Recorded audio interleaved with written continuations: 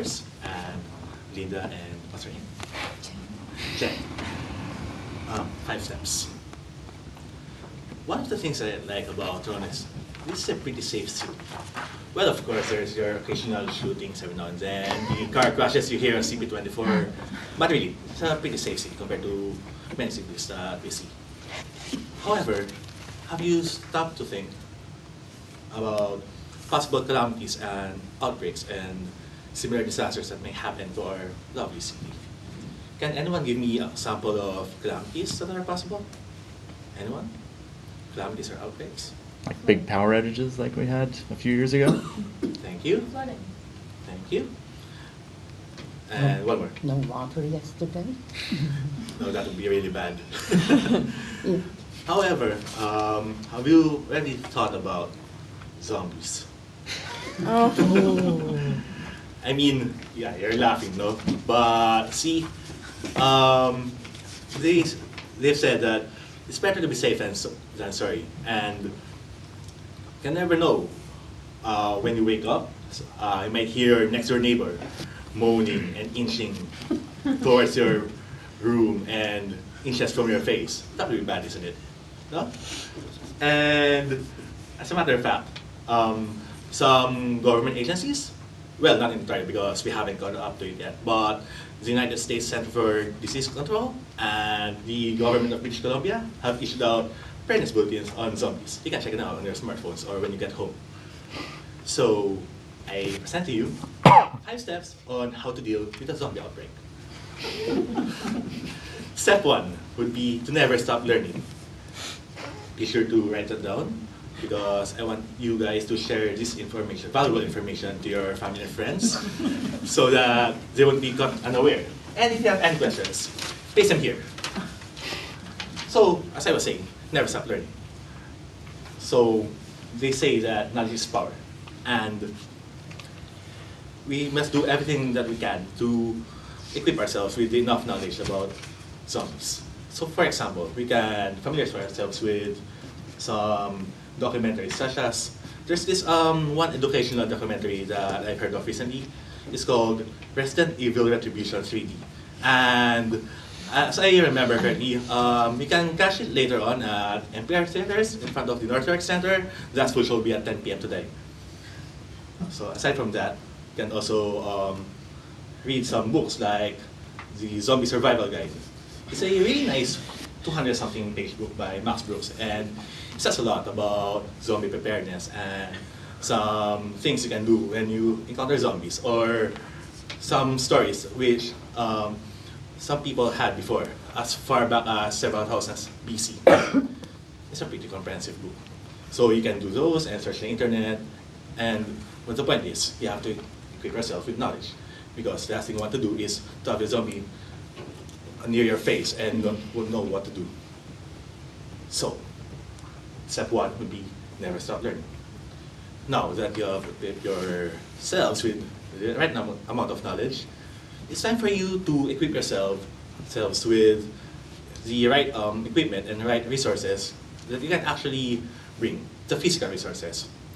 So step 2 would be to organize your supplies. Say if you're going to a hiking trip, you wouldn't go there without anything, right? Well, of course, they're saying that it's always nice to travel light, but it would be also bad if you get caught in the middle of nowhere without anything. So one of the things that you should first bring is you should have a primary weapon, because you'll be dealing with zombies. And if you ever meet a zombie, you should be able to fight them. At least be able to deal with them with some form of defense. So the guide, the Zombie Survival Guide by Max Brooks, suggests that you bring a semi-automatic carbine. And it's nice because carbines are somewhat light, but are so powerful and accurate.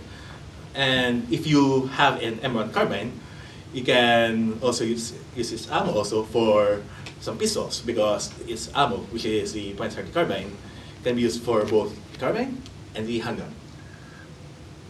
You also need to bring some hand-to-hand weapons, such as machete. because Dan Trejo uses machetes, and machetes are cool. So that, and anything else you bring to a camp, to hiking rather, you bring it. Because the last thing you want is to be in the, as I've said, middle of nowhere, and you're running out of, say, water or flashlight batteries or ammo. You wouldn't want that. So you've prepared, and the next step is if you ever get to meet a zombie, step 3 would be to work your escape. As soon as CP24 reports a zombie outbreak or any similar event, you guys should leave GTA. Because the last thing you want is to stay in GTA and be one of the dishes in this zombie buffet in Toronto. You wouldn't want that. So if you're gonna ask me which road to take, I'm gonna suggest either 400 or 401. Although I think 400 would be better because there's lots of places up north than east or west. The thing here is you need to stay away from population centers as much as possible, because you'd have more chances of surviving if you don't meet them at all. But it's a small world, right? So since it's a small world, if you ever get to meet them, you should aim for its head, because zombies will not be disabled, or the only way to stop a zombie is by destroying its brains.